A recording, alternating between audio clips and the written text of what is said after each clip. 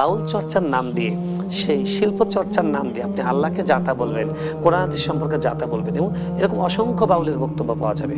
এবং তাদের মধ্যে যৌনতা মানে মানে যৌনতা এবং অসুস্থ যৌনতা খুবই মারাত্মকভাবে আছে। ব্যাপারগুলো আরো বিস্তারিত বিরতির পরে ইনশাআল্লাহ। দর্শক মণ্ডলী, দেশ টিভির জনপ্রিয় ইসলামিক শো বিআরবি প্রেজেন্স ইসলামী জীবন ও জিজ্ঞাসায় আমরা এই পর্যায়ে নিচ্ছি একটি ছোট্ট বিরতি। সঙ্গেই থাকুন প্রিয় অনুষ্ঠানের।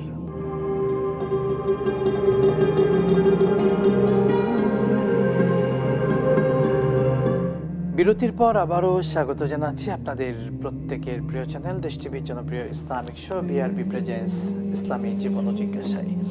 দর্শক মণ্ডলী, আমরা আজকে কথা বলছিলাম ইসলামী বৈরাগ্যবাদ নিয়ে। কথা বলছিলেন শেখ আলী হাসান তৈয়ব হাফিজাহুল্লাহ।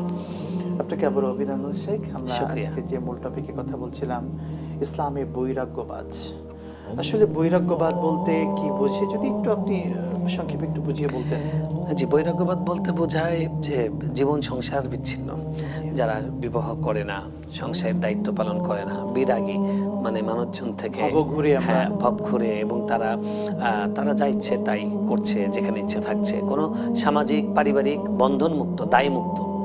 তো এটা তো কোনো সুস্থ মানুষ হতে পারে না। মানুষ হলো সামাজিক জীব।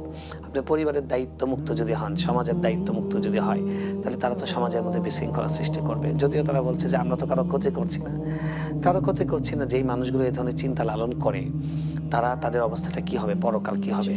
রাসূল সাল্লাল্লাহু আলাইহি ওয়াসাল্লামের সাহাবীদের মধ্যে তারা তো ছিলেন মানুষের জন্য মডেল। 3 জন সাহাবী তারা একবার সংকল্প করলেন। আমরা এই ঘটনাটি শুনবো সাহাবীর জীবন থেকে। একটা দর্শক আছেন, একজন যুক্ত করছি। আসসালামু আলাইকুম ওয়া রাহমাতুল্লাহ। কে আছে দর্শক? প্রশ্ন করুন। আসসালামু আলাইকুম হুজুর। ওয়ালাইকুম আসসালাম।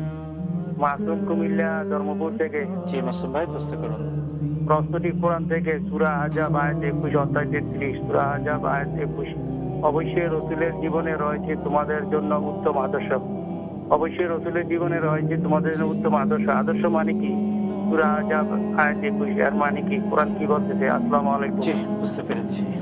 সঙ্গে থাকুন শেখ। বুঝতে পেরেছি। জি, লাকাদ কানা লাকুম ফি রাসূলিল্লাহি উসওয়াতুন হাসানাহ। সূরা আহজাবের এই আয়াতটির দিকে তিনি ইঙ্গিত করেছেন যে আল্লাহ রাব্বুল আলামিন বলছেন তোমাদের জন্য আল্লাহর রাসূলের মধ্যেই রয়েছে উত্তম আদর্শ, উত্তম নমুনা।